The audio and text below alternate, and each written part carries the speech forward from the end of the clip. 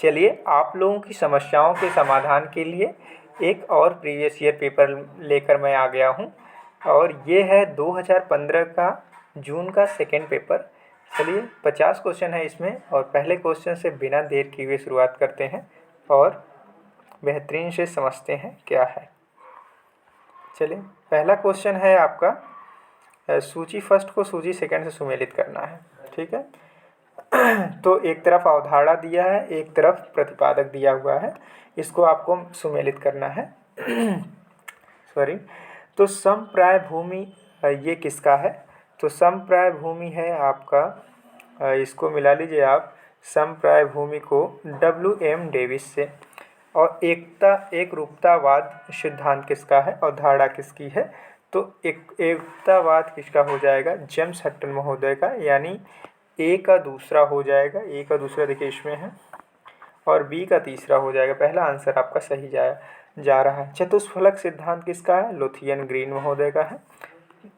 लुथियन green महोदय का है, या लुथियन ग्रीन यहाँ दिया है, तो सी का चौथा हो जाएगा। और डी यानी पारंपरिक संवहन वर्तमान सिद्धांत, ये है होम्स महोदय, आर्थर होम्स महोदय का। इसलिए इसका सही आंसर क्या हो जाएगा? ए आंसर सही हो जाएगा। ए का पहला आंसर सही हो जाएगा। ठीक है, चलिए अगला क्वेश्चन देखते हैं। क्वेश्चन नंबर सेकंड कह रहा है कि रिया निम्नलिखित में से किसका उदाहरण है? ऑप्शन ए दिया है निक्षेपित भूमि का, ऑप्शन बी दिया है निमग्न उच्च भूमि तट रेखा का, ऑप्शन सी दिया है उभरी हुई उच्च भूमि तट रेखा का, ऑप्शन डी दिया है या चौथा दिया है अपर्दित स्थलाकृति का। तो देखिए क्या है कि जो रिया होता है वो निमग्न उच्च भूमि तट रेखा का उदाहरण होता है। रिया वास्तव में है स्पेनी भाषा का शब्द, ये स्पेनी भाषा का शब्द है, स्पेनी भाषा का शब्द है। और रिया का स्पेनी भाषा का शब्द है और उसका अर्थ क्या होता है? नदी का मुहाना। क्या होता है? नदी का मुहाना, नदी का मुहाना। रिया स्पेनी भाषा का शब्द है जिसका अर्थ नदी का मुहाना होता है। और इसमें क्या होता है कि मान लीजिए ये उच्च भूमि है, ये उच्च भूमि है इस तरह से, और ये आपकी नदी प्रवाहित हो रही है। ठीक है, ये नदी प्रवाहित हो रही है इस तरह से, यहाँ तो दिखेगी नहीं। उच्च भूमि है मान लीजिए, और यहाँ से नदी घाटियों में प्रवाहित हो रही है। और यहाँ पे आपका समुद्री जल है। ठीक है, ये समुद्री जल है और इधर भी मान लीजिए एक तरह से कह लीजिए, यहीं से एक ही तरफ से वैसे समझते हैं, समुद्री जल है। फिर से बता देता हूँ आपको, ये थोड़ा सा आ गया है, जूम करके अलग से समझाता हूँ आपको, इस पर यहाँ पे ज़्यादा अच्छे समझ आएगा। देखिए मान लीजिए ये कोई नदी जा रही है। ठीक है, नदी जा रही है और ये समुद्र तट है, ये है समुद्र। ठीक है, ये समुद्र है, ऐसे ऐसे कर लीजिए, ये सी है। ठीक है, ये रिवर वैली है आपकी, रिवर वैली। और इधर मान लीजिए ये उच्च भूमि, इस पे भी कुछ है, ये उच्च भूमि है। ठीक है, कुछ इस तरह से उच्च भूमि है। तो ये नदी घाटी जो है, ये नदी घाटी जो है, ये नदी घाटी, ये क्या करते, नदी घाटी समुद्र में डूब जाती, समुद्र के जल से ये डूब जाती है। और ये उच्च भूमि जो दिख रही है ये भी डूब जाती है, समुद्र से, ये पानी से डूब जाती है। तो ये डूबी हुई जो नदी घाटी है वो उच्च भूमि है। ये दोनों को डूब जाने से जो स्थलाकृति बनती है या जो इसकी अवस्था होती, जो इसकी रचना है, उसी को कहा जाता है रिया तट। रिया तट यानी उसमें देखिए दिया था निमग्न उच्च भूमि तट रेखा, निमग्न यानी ये क्या हो जाएगी? निमग्न हो जाएगी। उच्च भूमि इसलिए कहा था, उच्च भूमि है क्योंकि उच्च भूमि है, उच्च भूमि को भी बताया मैं कि ये निमग्न हो जाती है उच्च भूमि। और तटरेखा यानी समुद्र, कई नदियाँ जाके समुद्र में मिल रही हैं, वही नदी जाके समुद्र में मिलेगी तो उसकी घाटी डूब जाएगी और उसके साथ साथ उच्च भूमि भी जो आसपास उसके रहेगी वो भी डूब जाएगी। तो इसी को कहा जाता है उच्च भूमि और नदी घाटी डूबने से रिया तट का निर्माण। ठीक है, चलिए आसानी से आपको समझा दिया मैं। चलिए अपने पे चलते हैं क्वेश्चन पे। तो देखिए दूसरे क्वेश्चन का आंसर क्या हो जाएगा। समझने के बाद आपको समझ में आ गया कि रिया निम्नलिखित में किसका उदाहरण, निक्षेपित भूमि का, निमग्न उच्च भूमि तटरेखा का, उभरी हुई उच्च भूमि तटरेखा का और अपरदित स्थलाकृति का। तो निमग्न उच्च भूमि तटरेखा का, इसका सही आंसर क्या हो जाएगा, दूसरा, निमग्न उच्च भूमि तटरेखा का। चलिए अगला क्वेश्चन देखते हैं। ये सिद्धांत पूछा है कि progressive wave theory of tides, ठीक है, progressive wave theory of tides का प्रतिपादन किसने किया था। ऑप्शन ए दिया है सी डार्विन, ऑप्शन बी दिया है विलियम वेल, ऑप्शन सी दिया है आर.ए. हैरिस, ऑप्शन डी दिया है या चौथा दिया है डाली। तो प्रोग्रेसिव वेव थ्योरी किसका था, विलियम वेल का था। किसका था progressive wave theory, William well का। तो इसका सही आंसर क्या हो जाएगा, दूसरा, William well. Progressive wave theory of tides इसने प्रतिपादित किया, विलियम वेल। इसका सही आंसर हो जाएगा दूसरा। ठीक, चलिए अगला क्वेश्चन देखते हैं। कह रहा है कि illustration of Huttonian theory of the earth, illustration of the Huttonian theory of the earth नामक पुस्तक किसने लिखी है। Illustration of the Huttonian theory of the earth नामक पुस्तक किसने लिखी है। ऑप्शन दिया है जेम्स हटन, ऑप्शन बी दिया है John Flair, option John Playfair और ऑप्शन सी दिया है Vidal de Laplace, option D दिया है यानी चौथा दिया है W.M. डेविस। तो illustration of the Huttonian theory of the earth नामक पुस्तक जॉन प्लेफेयर महोदय ने लिखी थी। इसका सही आंसर दूसरा हो जाएगा, जॉन प्लेफेयर महोदय द्वारा illustration of the Huttonian theory of the earth नामक पुस्तक लिखी गई थी। चलिए अगला क्वेश्चन देखते हैं, क्वेश्चन नंबर 5 कि आधार तल की संकल्पना, आधार तल की बेस लेवल जिसे कहते हैं, आधार तल की संकल्पना का प्रतिपादन किसने किया था। तो आधार तल की संकल्पना का प्रतिपादन देखिए, ऑप्शन एक दिया है, एक है वाल्थर पिंक, ऑप्शन दूसरा दिया है W.M. डेविस, ऑप्शन तीसरा दिया है J.W. पावेल, ऑप्शन चौथा दिया है जेम्स हटन। तो आधार तल संकल्पना का प्रतिपादन किसने किया था, J.W. पावेल महोदय ने किया था। तो इसका सही का आंसर क्या हो जाएगा, तीसरा हो जाएगा। ठीक है, चलिए अगला क्वेश्चन देखते हैं, क्वेश्चन नंबर 6। क्वेश्चन नंबर 6 है क्या, कह रहा है कि जॉर्ज हेडले द्वारा प्रतिपादित सिंगल सेल सर्कुलेशन मॉडल के अनुसार वैश्विक वायुमंडलीय परिसंचरण के लिए सर्वाधिक महत्वपूर्ण कारक है।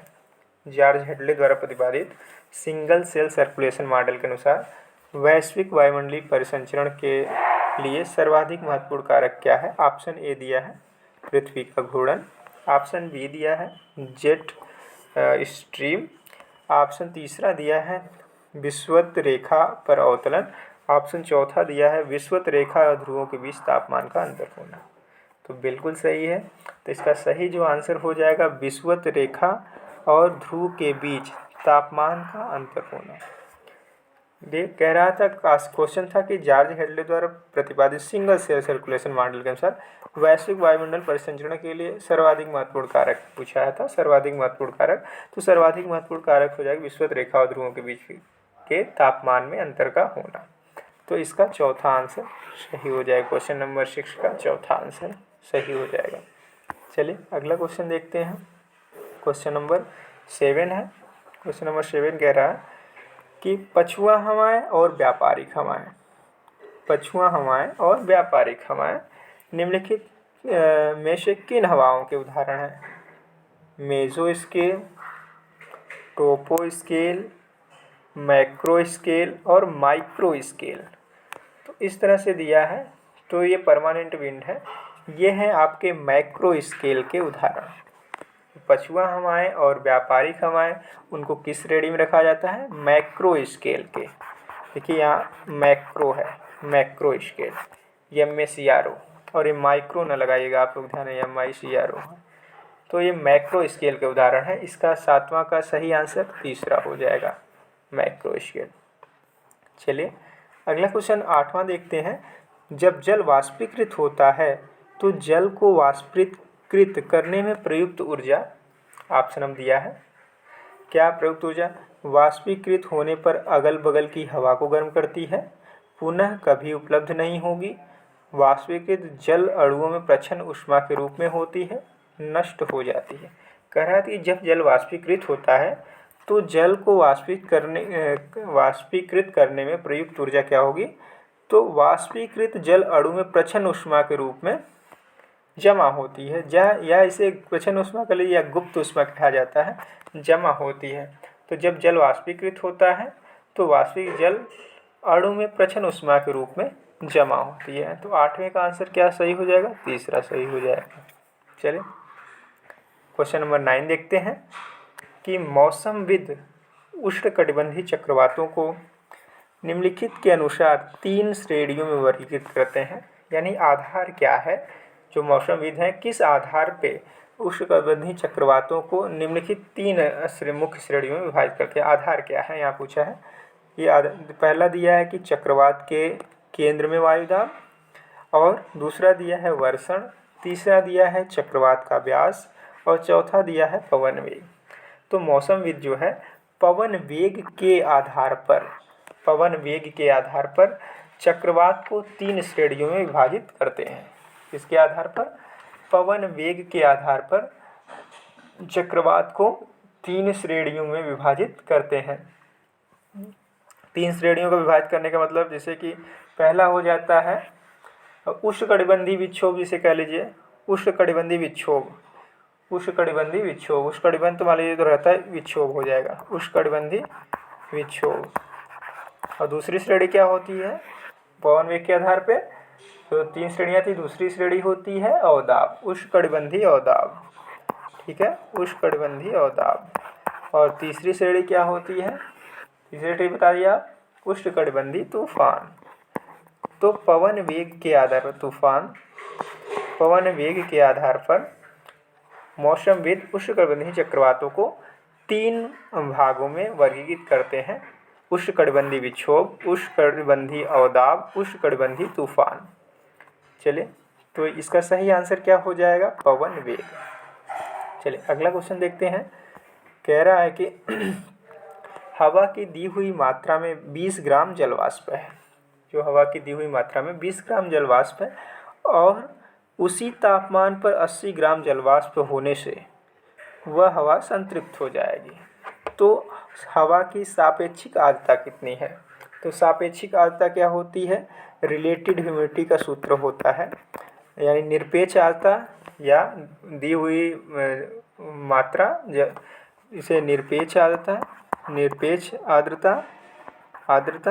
और आर्द्रता क्षमता गुणे 100, ये आपका क्षमता गुणे 100, निरपेक्ष आर्द्रता और आर्द्रता क्षमता अपान आर्द्रता क्षमता गुणे 100, ये आपका सूत्र होता है।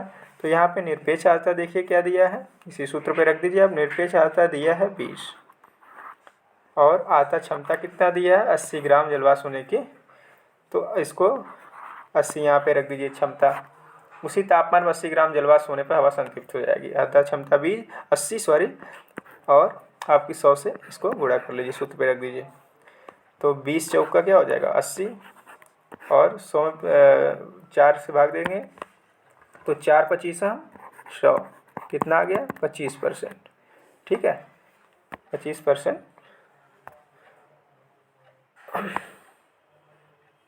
तो समझ में आ गया? तो इसका सही आंसर क्या हो जाएगा? 25%। ठीक है, ये थोड़ा सा हट गया था, मैं आपको दिखा देता हूँ। ये मैं क्या किया था, रिलेटिव ह्यूमिडिटी, इसका सूत्र मैं बताया था, निरपेक्ष आर्द्रता या एब्सोल्यूट ह्यूमिडिटी, निरपेक्ष आर्द्रता अपान आर्द्रता सामर्थ्य या क्षमता कह लीजिए गुणे 100। तो बस ये बहुत आसानी से निकाल दें। 20 अपान 80 गुणे 100, 20 चौका 80 हो जाएगा और 4 से भाग दें, 4 25 100 हो जाएगा। तो इसका सही आंसर 25% हो जाएगा। ठीक है, तो 10 का तीसरा आंसर सही हो जाएगा। चलिए अगला क्वेश्चन देखते हैं। महासागर के जल का पृष्ठीय परिसंचरण, थोड़ा जूम कर लेता हूँ, छोटा क्वेश्चन दिख रहा है। देखिए कह रहा है कि महासागर के जल का पृष्ठीय परिसंचरण निम्न में से संचालित होता है। प्रीवियस ईयर पेपर से क्वेश्चन आया है, देखिए उससे क्वेश्चन को दोहराया गया है। तो ऑप्शन ए है प्रतिरोधक बल, ऑप्शन बी है ज्वारीय बल, ऑप्शन सी है गुरुत्वाकर्षण बल, ऑप्शन डी है या चौथा प्रवाहित पवन। तो महासागर के जल का जो पृष्ठीय परिसंचरण होता है, महासागर के जल का ऊपरी जो जल की गति होती है वो किससे संचालित होती है। तो स्पष्ट रूप से आपको हो गया होगा पता कि सबसे जो बड़ा कारक है वो प्रवाहित पवन है। तो इसका सही आंसर 11 क्या, चौथा सही आंसर हो जाएगा। चलिए अगला क्वेश्चन देखते हैं। फैक्ट बेस्ड क्वेश्चन है। कह रहा है कि जो तटीय बालू टिब्बा के निर्माण हेतु बालू कण का आदर्श व्यास क्या होता है। तटीय बालू टिब्बा के निर्माण हेतु बालू कण का आदर्श व्यास क्या होता है। तो इसका आदर्श व्यास होता है 0.25 मीटर। इसका तीसरा आंसर सही हो जाएगा। इसमें देखिए दिया है, कई दिए हैं, 4 दिए हैं। इनके दिया 0.15, 0.55, 0.25, 0.75 मिलीमीटर। तो तटीय बालू टिब्बा के निर्माण में बालू कण का आदर्श व्यास जो होता है 0.25 मिलीमीटर होता है। इसका सही आंसर तीसरा हो जाएगा। 12 का सही आंसर क्या हो जाएगा, तीसरा। चलिए अगला क्वेश्चन देखते हैं। क्वेश्चन नंबर 13 कह रहा है कि झंझा मोहर्मी द्वारा आधिकारिक प्रवाहित होने वाला तटीय क्षेत्र है। झंझा मोहर्मी द्वारा अधिकाधिक प्रभावित होने वाला क्षेत्र है। आंध्र तट है या पश्चिम बंगाल तट है, चेन्नई तट है या केरल तट। तो झंझा मोहर्मी द्वारा जो पश्चिम बंगाल तट सर्वाधिक प्रभावित होता है। इसका सही आंसर हो जाएगा आपका पश्चिम बंगाल का तट। झंझा मोहर्मी द्वारा सर्वाधिक प्रभावित होने वाला तट कौन सा है, पश्चिम बंगाल का तट है। चलिए एक और इन्वायरमेंट से देखिए क्वेश्चन है या बायोजियोग्राफी कह लीजिए या इन्वायरमेंट, दोनों में से का क्वेश्चन है। तो पौधों को उनकी वृद्धि जरूरतों को पूरा करने हेतु कितने आवश्यक पोषक तत्वों की जरूरत पड़ती है। ऑप्शन ए है 24, ऑप्शन बी है 22, ऑप्शन सी है 20, ऑप्शन डी या चौथा 18। तो पौधों की उनकी वृद्धि के लिए जो पोषक तत्वों की ज़रूरत होती है उसकी संख्या है आपका 18। इसका अर्थ, इसका सही आंसर क्या हो जाएगा, चौथा। कितने पोषक तत्वों की जरूरत पड़ती है, 18 पोषक तत्वों की जरूरत है। कुछ बृहद पोषक तत्व होते हैं, कुछ सूक्ष्म पोषक तत्व होते हैं, ठीक है। तो उसकी संख्या लेकिन कितनी होती है, 18। चलिए क्वेश्चन नंबर अगला देख लेते हैं। क्वेश्चन नंबर 15 निम्नलिखित में से किस क्षेत्र में समोद्भिदों की बहुलता होती है। ऑप्शन एक दिया है कि उष्णकटिबंधीय क्षेत्र, ऑप्शन दूसरा दिया है उपध्रुवीय क्षेत्र, ऑप्शन तीसरा दिया है शीतोष्ण क्षेत्र, ऑप्शन चौथा दिया है ध्रुवीय क्षेत्र। तो शीतोष्ण क्षेत्र में समोद्भिद की अधिकता होती है या बहुलता होती है। तो इसका सही आंसर क्या हो जाएगा, 15 का तीसरा, शीतोष्ण क्षेत्र। चलिए ठीक, क्वेश्चन नंबर 16 देखते हैं। क्वेश्चन नंबर 16 क्या है, कह रहा है कि मानव भूगोल का जनक कहा जाता है, किसे कहा जाता है, रेडजल को, ब्लास को, ट्रिवार्था को और क्लार्क्स को। तो मानव भूगोल के जनक रेडजल महोदय को कहा जाता है। इसका सही आंसर पहला हो जाएगा, रेडजल। चलिए अगला क्वेश्चन देखते हैं। क्वेश्चन नंबर 17, इसको आपको सूची फर्स्ट को सूची सेकंड में सुमेलित करना है। एक तरफ दृष्टिकोण, दूसरी तरफ योगदानकर्ता। तो नव निश्चयवाद किसका है, नव निश्चयवाद हो जाएगा ग्रिफिथ टेलर महोदय का, ठीक है। यानी ए का तीसरा हो जाएगा, ए का तीसरा देखिए एक ही में है। और कल्याण परक किसका हो जाएगा, DM स्मिथ महोदय का, यानी बी का पहला। और देखिए क्या है, व्यवहारगत किसका हो जाएगा, विलियम किर्क महोदय का हो जाएगा। व्यवहारगत किसका हो जाएगा, विलियम किर्क महोदय का हो जाएगा। और आधुनिक मानवतावादी किसका हो जाएगा, गुमन ओल्सन का हो जाएगा, गुमन ओल्सन का, ठीक है। इस तरह से इसका सही आंसर क्या हो जाएगा, दूसरा हो जाएगा। 17 का सही आंसर सेकेंड नंबर का हो जाएगा। आप लोग इसको अच्छे से याद कर लीजिएगा, इसको बार बार रिपीट किया जाता है। चलिए क्वेश्चन नंबर 18 देखते हैं। वाणिज्यिक भूगोल के प्रणेता कौन है? Option 1 H.G. मैकेंडर, ऑप्शन बी या दूसरा G.G. चिसोल, ऑप्शन तीसरा पैट्रिक गिडीज, ऑप्शन चौथा A.J. Herbertson.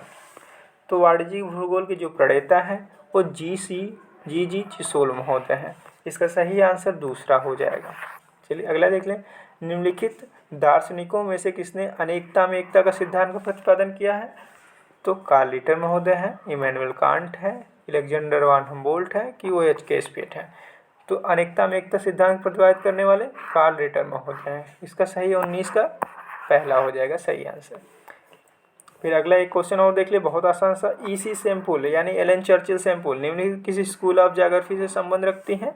Option 1 American school of geography, option B Russian, option C British, option D French. तो सबको पता है अमेरिकन स्कूल ऑफ ज्योग्राफी से ये संबंध रखती हैं। 20 का पहला आंसर सही हो जाएगा। चलिए क्वेश्चन नंबर 21 देख लेते हैं। कह रहा है कि 2011 की जनगणना के अनुसार निम्नलिखित में से किस राज्य में जनसंख्या की सबसे कम 10 की वृद्धि दर रही है? ऑप्शन 1 दिया है अरुणाचल प्रदेश में, ऑप्शन बी दिया है मध्य प्रदेश में, ऑप्शन सी दिया है पंजाब में और ऑप्शन डी दिया है नागालैंड में। तो 2011 की जनगणना के अनुसार राज्य में सबसे कम 10 की वृद्धि दर रही है आपके नागालैंड की। तो इसका 21 का सही आंसर क्या हो जाएगा? चौथा हो जाएगा। सबसे कम 10 की वृद्धि दर किसमें रही? नागालैंड की। चलिए अगला क्वेश्चन देख लेते हैं। निम्नलिखित में से किस राज्य में 0 से 6 सर्वाधिक लिंगानुपात दर्ज किया गया है? सर्वाधिक लिंगानुपात किस राज्य में दर्ज किया गया है? ऑप्शन 1 दिया है मणिपुर, ऑप्शन बी दिया है मिजोरम, ऑप्शन सी दिया है मेघालय, ऑप्शन डी दिया है अरुणाचल प्रदेश। तो सही आंसर आपका मिजोरम हो जाएगा। सर्वाधिक लिंगानुपात मिजोरम में दर्ज किया गया, लेकिन इसका यूजीसी ने डी आंसर दिया था या चौथा आंसर दिया था अरुणाचल प्रदेश को। अगर और उसको देने का आंसर देने का कारण क्या था, क्यों डी दिया था? क्योंकि अरुणाचल प्रदेश का एक ज़िला है लाहौल और स्पीति। लाहौल और स्पीति इस ज़िले में पूरे देश का सर्वाधिक लिंगानुपात शिशु लिंगानुपात पाया जाता है। तो अगर यूजीसी इस क्वेश्चन को इस तरह से पूछता कि निम्नलिखित में से किस राज्य के ज़िले में सर्वाधिक लिंगानुपात पाया गया है, सर्वाधिक शिशु लिंगानुपात पाया जाए या 0 से 6 वाले में, तो अरुणाचल प्रदेश इसका सही आंसर होना चाहिए। लेकिन ऐसे ही आपका मिजोरम है, ठीक है। लेकिन आंसर माना था ये, और किस आधार पे माना था आंसर मैं बता दिया, ठीक है, यूजीसी का। चलिए अगला क्वेश्चन देख लिए हैं। Question number 23। जनगणना वर्ष 2011 में भारत की कुल जनसंख्या 121 करोड़ में नगरीकरण का स्तर क्या था? नगरीकरण का क्या स्तर था? 33.16 या 32.16 या 30.16 या 31.16%। तो 2011 की जनगणना में जो नगरीकरण का स्तर था वो 31.16% था। 23 का चौथा आंसर सही हो जाएगा। बहुत फैक्ट बेस्ड क्वेश्चन देखिए हैं, कोई बहुत आसान से हैं। आ गया तो आसान, नहीं आया तो कठिन तो इस तरह से है। तो निम्नलिखित में से किस शहर में पहला सिटी इम्प्रूवमेंट ट्रस्ट स्थापित किया गया था? किस शहर में पहला सिटी इम्प्रूवमेंट ट्रस्ट स्थापित किया गया था? ऑप्शन पहला है मुंबई या बम्बई, ऑप्शन दूसरा है कलकत्ता, ऑप्शन तीसरा है हैदराबाद, ऑप्शन चौथा है लखनऊ। तो सबसे पहले नगरीकरण को बढ़ावा देने के लिए, नगरीकरण को अपडेट करने के लिए सबसे पहले सिटी इम्प्रूवमेंट ट्रस्ट स्थापित किया गया था बम्बई में, ठीक है। तो इसका सही आंसर क्या हो जाएगा? पहला बम्बई। चलिए अगला क्वेश्चन देखते हैं। क्वेश्चन अगला है यानी 25। कह रहा है कि हार्वुड और बायस ने किस पद को जनता कागजी कार्य और पार्सल को समर्पित जैसी सूक्ति के रूप में उल्लेख किया है? तो हार्वुड और बायस ने किस पद को जनता कागजी कार्य पार्सल को समर्पित जैसी युक्ति के उल्लेख किया है? ढांचा को, कि क्रोड को, कि परिधि को, कि उपांत को? तो इसका सही आंसर है आपका क्रोड। क्रोड को हार्वुड तथा बायस महोदय ने जनता या भीड़ भाड़ इसे कहा था। भीड़ भाड़ या जनता कह लीजिए, भीड़ भाड़ कागजी कार्य और पार्सल को समर्पित जैसे युक्त का उल्लेख किया था। तो इसका सही आंसर क्या हो जाएगा? दूसरा हो जाएगा, क्रोड। ठीक है, चलिए क्वेश्चन नंबर 26 देखते हैं। कह रहा है कि निम्नलिखित कथनों पर विचार कीजिए। निम्नलिखित कथनों पर विचार कीजिए। पहला दिया है कथन कि विश्व में पेट्रोलियम का उत्पादन 30% हिस्सा अपतटीय इलाकों में होता है। बिल्कुल सही है। समुद्र में विशिष्ट आर्थिक क्षेत्र से 100 समुद्री मील तक होता है। विशिष्ट आर्थिक क्षेत्र तट से 100 समुद्री मील तक होता है, ये तो गलत है, 200 मील तक होता है, आपको सबको पता है। केवल 1% से कम समुद्री भाग को संरक्षित क्षेत्र के रूप में घोषित किया गया है। बिल्कुल गलत। इस समय जो वर्तमान समय में 2% से अधिक हो गया है, ये भी गलत हो जाएगा। ग्रेट बैरियर रीफ सबसे बड़ा समुद्री संरक्षित क्षेत्र है, ये बिल्कुल सही है। यानी 1 2 सही, यानी ए और डी सही है, ए और बी, ए बी डी, ए और डी। तो इसका आंसर तीसरा सही हो जाए, ए और डी सही है।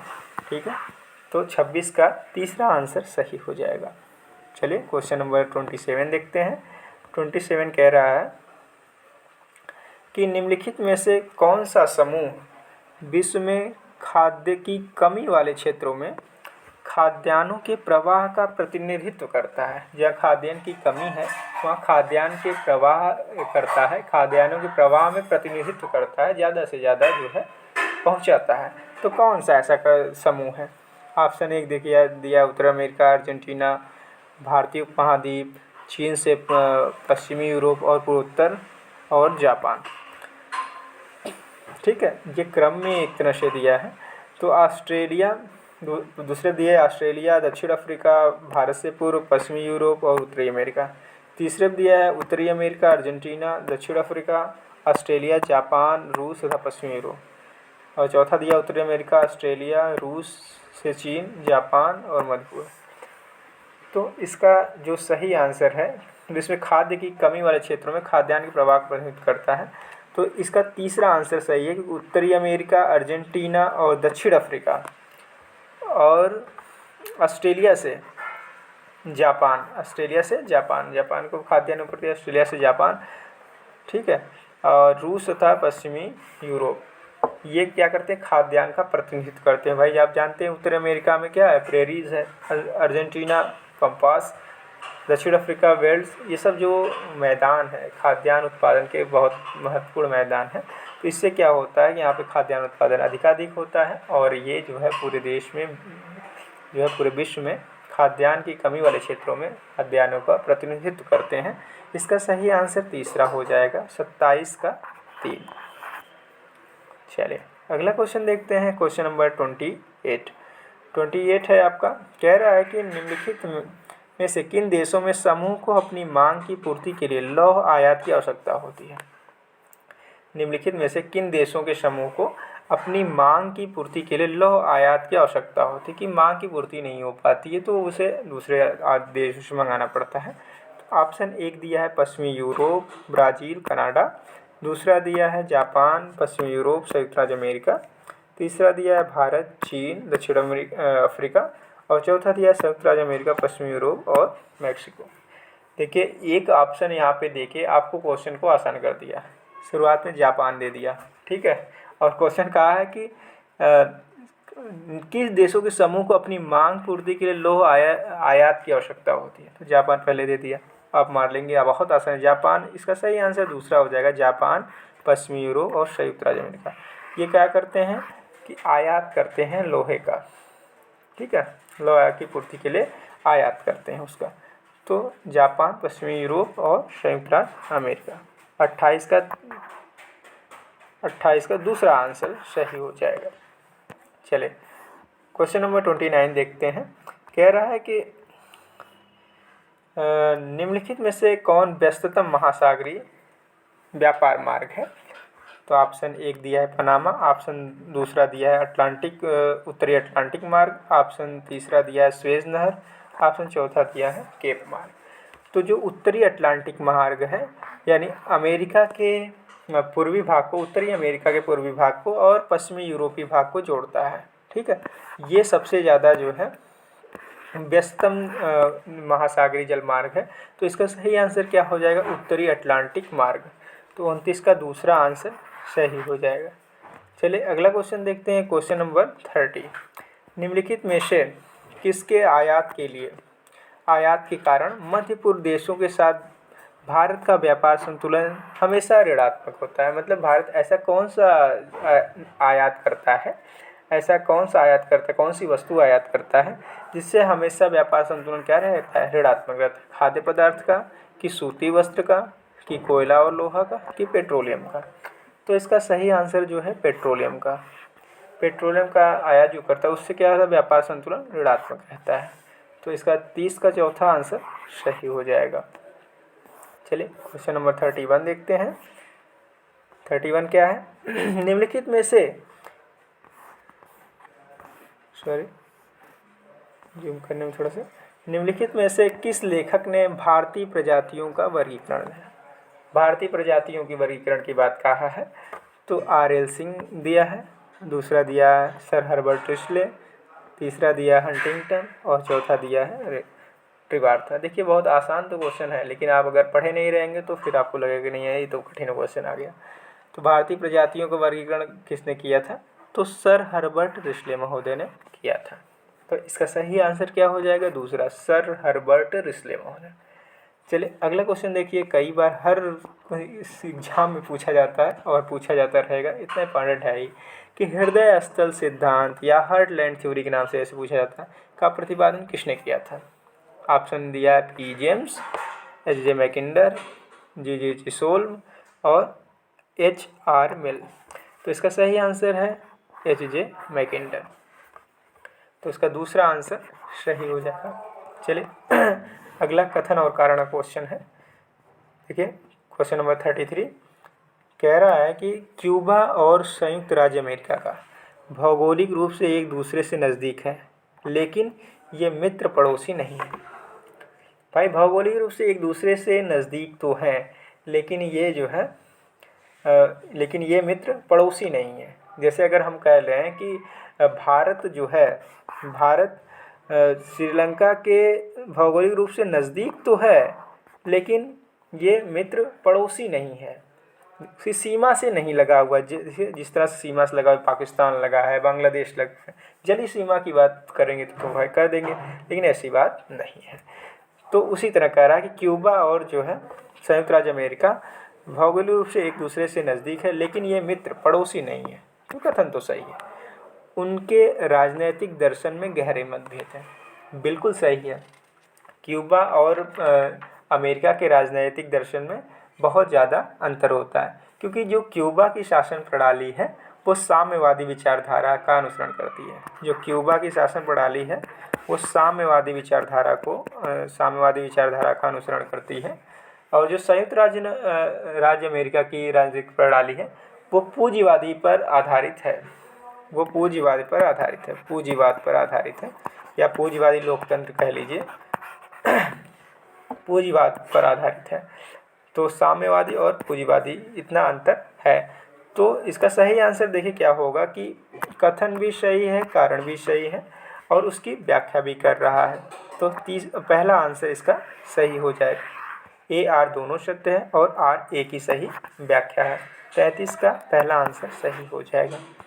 चलिए एक कथन आ गया है, हूबहू कथन आपको एग्जाम में लिखना भी चाहिए इस तरह से। देखिए कह रहा है कि संस्कृति वह समष्टि है जिसमें समाज के सदस्य के रूप में व्यक्ति द्वारा अर्जित ज्ञान, विश्वास, कला, नैतिकता, कानून, प्रथाएं शामिल होती हैं।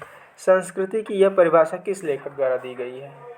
E.B. टेलर द्वारा, R.H. लावा द्वारा, फिर से देख लेते हैं, E.B. टेलर द्वारा और R.H. लावी द्वारा, क्रोबर द्वारा और गोल्डन वाइजर द्वारा।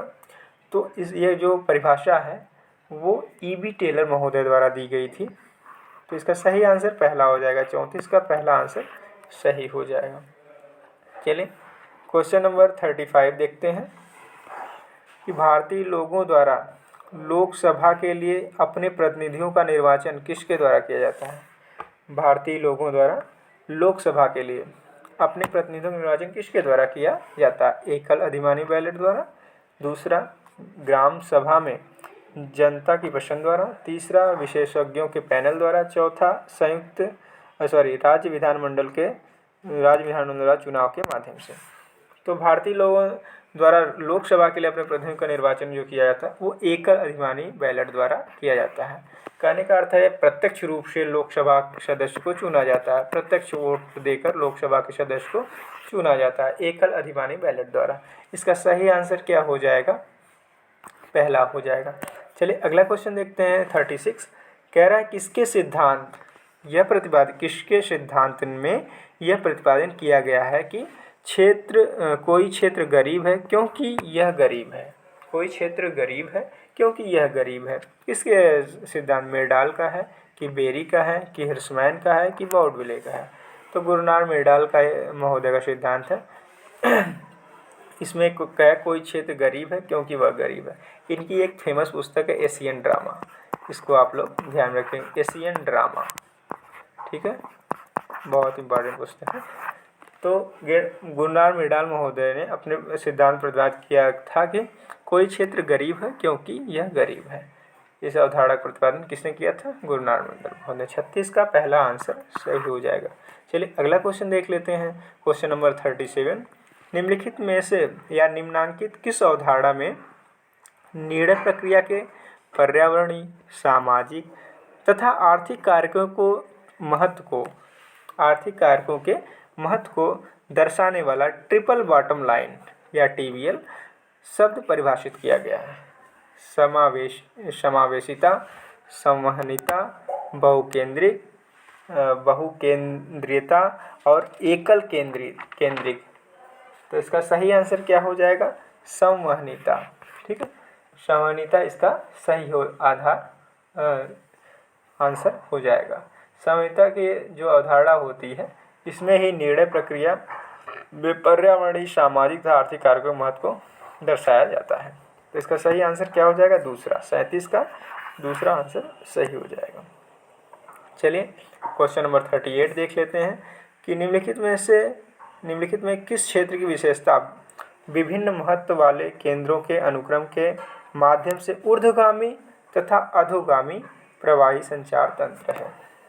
ऑप्शन पहला दिया है विषमांगी, ऑप्शन दूसरा दिया है समांगी, ऑप्शन तीसरा दिया है नोडल, ऑप्शन चौथा दिया है प्रशासनिक। तो इसका सही आंसर क्या हो जाएगा? नोडल। नोडल इसका सही आंसर हो जाता। भाई नोडल की विशेषता है कि जो ये अधोगामी और ऊर्ध्वगामी दोनों तरह की क्रियाएं इसमें होती हैं, दोनों तरह का संचार होता है, ठीक है। तो इसका क्या हो जाएगा सही आंसर? नोडल। तीसरा, 38 का तीसरा। चलिए अगला क्वेश्चन देख लेते हैं। क्वेश्चन नंबर 39 है, निम्नलिखित में से कौन सा नियोजन क्षेत्र परिवहन रेखा तथा सिंचाई चैनलों के साथ विकसित होता है? सांस्कृतिक क्षेत्र, नदी घाटी क्षेत्र, अच्छी विकास क्षेत्र और सिटी क्षेत्र। कौन सा क्षेत्र परिवहन रेखा जाल है या सिंचाई चैनल है के साथ विकसित होता है? तो इसका सही आंसर हो जाएगा अच्छी विकास क्षेत्र। 39 का तीसरा हो जाएगा। ये क्वेश्चन एक बार और पूछा था, आपको सॉल्व कराया था मैं बहुत डिटेल में, चलिए पिछले वीडियो में। चलिए अगला क्वेश्चन है कि निम्नलिखित में से किसने चंडीगढ़ शहर की योजना का डिजाइन तैयार किया था? तो चंडीगढ़ शहर की योजना का डिजाइन किसने तैयार किया था? ऑप्शन ए दिया है अर्नस्ट ने, ऑप्शन बी दिया है ली कार्बूजियर, ऑप्शन सी दिया है सूर्या वाईमट्टे, ऑप्शन चौथा दिया है या डी दिया है चार्ल्स एडवर्ड जेनेरेट। तो इसका सही आंसर है ली कार्बूजियर। सब लोग जानते हैं ली कार्बूजियर महोदय ने ही दिया था। देखिए ली कार्बूजियर जो थे फ्रांसीसी आर्किटेक्ट थे। कहाँ के थे? फ्रांस के थे। ये फ्रांसीसी आर्किटेक्ट थे, इसको आप लोग ध्यान में रखिएगा, फ्रांसीसी आर्किटेक्ट। तो 44 का क्या हो जाएगा? दूसरा आंसर सही हो जाएगा। अगला है कि भारत के किस क्षेत्र में दंडकारण्य स्थित है? पूर्वोत्तर दिया है, मध्य दिया है, दक्षिण पूर्व दिया है, उत्तर दिया है। तो जो दक्षिण पूर्व वाला क्षेत्र है, खासकर उड़ीसा का, आंध्र प्रदेश का, तेलंगाना का, छत्तीसगढ़ का, इसी को कहा जाता है दंडकारण्य क्षेत्र।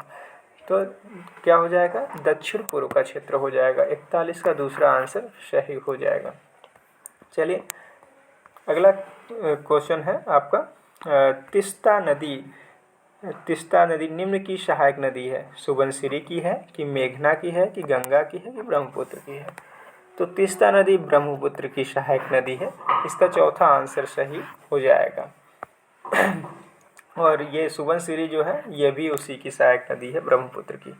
तो 42 का चौथा आंसर सही हो जाएगा। चलिए क्वेश्चन नंबर 43 देखते हैं।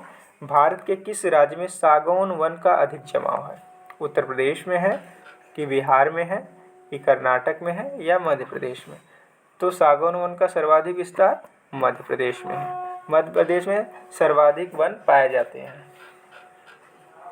चलिए अगला क्वेश्चन देखते हैं। Question number 44। भारत के लगभग सभी संचलनी तेल निक्षेप निम्नलिखित में किस शैल में अवस्थित है? निम्नांकित में किस शैल में अवस्थित है? ऑप्शन ए पहला है प्राचीन ग्रेनाइट जमाव क्षेत्र, ऑप्शन दूसरा है प्राचीन अवसादी क्षेत्र, ऑप्शन तीसरा है कायांतरित जमाव क्षेत्र, ऑप्शन चौथा दिया है तृतीयक अवसादी क्षेत्र। तो भाई तेल क्षेत्र की बात किया है, संचलनी तेल क्षेत्र, तो ये किस में है? और दूसरी बात किस में शैल में है? तृतीयक, और तृतीयक की विशेषता भी है तो टर्शियरी काल के अवसादी क्षेत्र में। तो इसका सही आंसर क्या हो जाएगा? चौथा, तृतीय अवसादी क्षेत्र में संचलनी तेल निक्षेप पाए जाते हैं, यह है अवस्थित है। चलिए हुदहुद चक्रवात देखिए आया था, बहुत ठंडी लग रही थी, बहुत बारिश हुई थी ज़बरदस्त। तो हुदहुद चक्रवात से भारत का कौन सा तटीय क्षेत्र प्रभावित हुआ था? देखिए अक्टूबर में आया था, कौन सा तटीय क्षेत्र प्रभावित हुआ था? तो ऑप्शन ए दिया है चेन्नई तट, ऑप्शन बी दिया है केरल तट, ऑप्शन सी दिया है या तीसरा दिया आंध्र प्रदेश तट, ऑप्शन चौथा दिया है बंगाल तट। तो कौन सा तट सबसे अधिक प्रभावित हुआ था ये पूछा है। तो सबसे अधिक प्रभावित हुआ था आपका आंध्र प्रदेश तट। सॉरी, आंध्र प्रदेश तट सर्वाधिक प्रभावित हुआ था। तो 45 का आंसर क्या हो जाएगा? तीसरा, आंध्र प्रदेश तट। चलिए अगला देखते हैं। निम्नलिखित में से कौन सही है? कौन सही है? पहला, अंगड़तीय माध्य एक संख्यात्मक मूल्य है। ये तो बिल्कुल सही, यही लग रहा है। कौन सा सही है? यही पूछ दिया। अंगड़ती माध्य डाटा समूह में परिवर्तनशीलता से प्रभावित नहीं होता, ये गलत बात है। परिवर्तनशीलता से प्रभावित होता है तो ये गलत हो जाएगा। अंगड़ती माध्य सदैव धनात्मक अंक होता है, बिल्कुल गलत, सदैव धनात्मक नहीं होता है। अंगड़ती माध्य डाटा किसी और सांख्यिकी विश्लेषण में उपयोगी नहीं होगा। क्यों नहीं होगा भाई? और किसी सांख्यिकी विश्लेषण में क्यों नहीं उपयोगी होगा? ये भी गलत हो गया। तो अर्थात कौन सा ये अंगड़ती माध्य एक संख्यात्मक मूल्य होता है। 46 का पहला आंसर सही हो जाएगा। चलिए अगला देखते हैं। Question number 47। कह कि निम्नांकित कौन सी केंद्रीय प्रवृत्ति परिक्षेपण के अध्ययन की उपयुक्त विधि है? निम्नांकित कौन सी केंद्रीय प्रवृत्ति परिक्षेपण के अध्ययन की उपयुक्त विधि है? ऑप्शन पहला दिया है अंगड़ती माध्य, ऑप्शन दूसरा दिया है माध्यिका, ऑप्शन तीसरा दिया है बहुलक, ऑप्शन चौथा दिया है ज्यामितीय माध्य। तो इसका सही आंसर है आपका माध्यिका। माध्यिका क्या है? केंद्रीय प्रवृत्ति परिक्षेपण की उपयुक्त विधि है। तो एक 47 में क्या हो जाएगा आपका? दूसरा आंसर सही हो जाएगा, माध्यिका। ठीक है। चलिए अगला क्वेश्चन देखते हैं। क्वेश्चन नंबर 48 है। देखिए आपका कह रहा है कि निम्नांकित में कौन सी मानचित्रण तकनीकी क्षेत्रीय अर्थव्यवस्था की विभिन्न विशेषताओं के मध्य स्थानिक संबद्धता की माप के लिए उपयुक्त है? ऑप्शन पहला दिया है दंडारेख, ऑप्शन दूसरा दिया है पाई आरेख, और ऑप्शन तीसरा दिया है वर्णमात्री, ऑप्शन चौथा दिया है सम्मान रेखा। कह रहा है कि कौन सी मानचित्रण तकनीक क्षेत्रीय अर्थव्यवस्था के, किसी एक चर की बात किया, क्षेत्रीय अर्थव्यवस्था के विभिन्न विशेषताओं के मध्य स्थानिक संबद्धता को दर्शाती है। क्षेत्रीय अर्थव्यवस्था की विभिन्न विशेषताओं के मध्य स्थानिक संबद्धता को दर्शाती है। तो इसका सही आंसर हो जाएगा पाई आरेख। ठीक है, बहुत ध्यान से रख करिएगा इस आंसर को। पाई आरेख। 48 का दूसरा आंसर सही हो जाएगा। चलिए अगला क्वेश्चन देखते हैं। Question number 49। इसको आपको सुमेलित करना है। सम्मान रेखा विधि उपयोग पर दिया है। सम्मान रेखा किसे आप सुमेलित करें? सापेक्षिक रूप से क्रमिक परिवर्तन। चलिए ए का चौथा हो गया। और बिंदु मानचित्र जनसंख्या वितरण, दिखाए होंगे आप, बी का दूसरा, ए का चौथा, बी का दूसरा, अभी मिल रहा है 2 में।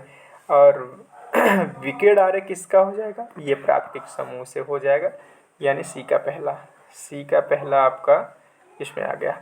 और तारक आरेख हो जाएगा पवन की दिशा, ये बच्चा मिला तारक आरेख, यानी डी का तीसरा। तो इसका आंसर सी सही हो जाएगा, तीसरा सही हो जाएगा, 49 का तीसरा आंसर सही हो जाएगा। चलिए क्वेश्चन नंबर 50 देखते हैं, लास्ट क्वेश्चन है कि समगंभीरता रेखाओं की सहायता से निम्नलिखित में से क्या दर्शाया जाता है।